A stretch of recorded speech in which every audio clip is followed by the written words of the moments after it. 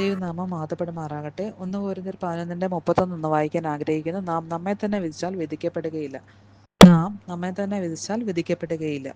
ഇത് നമ്മൾ കർത്തൃമേശയ്ക്ക് മുൻപായിട്ട് നമ്മൾ ആരാധനയ്ക്ക് വായിച്ചു കേട്ട വേദഭാഗമാണല്ലോ ഇത്.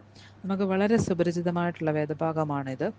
കർത്തൃമേശയിൽ പങ്കെടുക്കുന്നവർ നിർബന്ധമായിട്ട് സ്വയശോധന ചെയ്യേണ്ടത് വളരെ അത്യന്താപേക്ഷിതമാണ്. നമുക്ക് ഒഴിച്ചുകൂടാനാകാത്ത കാര്യമാണ്. നാം നമ്മെ തന്നെ നോക്കുക, നമ്മിലേക്ക് നമ്മൾ തിരിയുക, നമ്മുടെ കുറ്റങ്ങളെ നമ്മൾ ഏറ്റുപറയുക, ദൈവസന്നിധിയിൽ വളരെ താഴ്മയോടും വിനയത്തോടും സന്നിധിയോട് അടുത്ത് വരിക. കൊരിന്ത്യയിലെ ക്രിസ്ത്യാനികൾക്ക് സ്നേഹവും ഐക്യവും നഷ്ടപ്പെട്ട് ഭിന്നിച്ച് അവർ ഓരോരോ കൂട്ടമായി തിരിഞ്ഞിരുന്നു. സ്വയശേധന ഏറ്റവും പ്രധാനം അർഹിക്കുന്ന ഒരു കാര്യമാണ് എന്നാണ് ഇവിടെ അപ്പോസ്തലനായ പൗലോസ് പറയുന്നത്. നാം എല്ലാവരും പാപികളായി തന്നെയാണ് കർത്തൃമേശയിലെ അടുത്ത് ചെല്ലുന്നത്. അതിന് മുൻപായിട്ട് നമുക്ക് സ്വയശോധന വളരെ അത്യാവശ്യമാണ്. നമ്മുടെ അവസ്ഥ പ്രവൃത്തിയും കുറിച്ചും നാം അനുദപിക്കേണ്ടതാകുന്നു.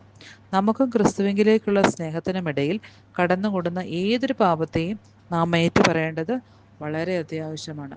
ദൈവം നമ്മുടെ പാപങ്ങളെ ഏറ്റുപറഞ്ഞാൽ ദൈവം നമ്മളോട് ക്ഷമിക്കുകയും ചെയ്യുന്ന നല്ലൊരു കർത്താവാണ് നമുക്കുള്ളത്. സ്വയം ശോധന ചെയ്ത് ദൈവത്തിൻ്റെ സാക്ഷികളായിട്ട് നല്ലൊരു ക്രിസ്തീയ ജീവിതം നയിക്കാം. ഈ വചനങ്ങളാൽ ദൈവം നമ്മളെ അനുഗ്രഹിക്കുമാറാകട്ടെ.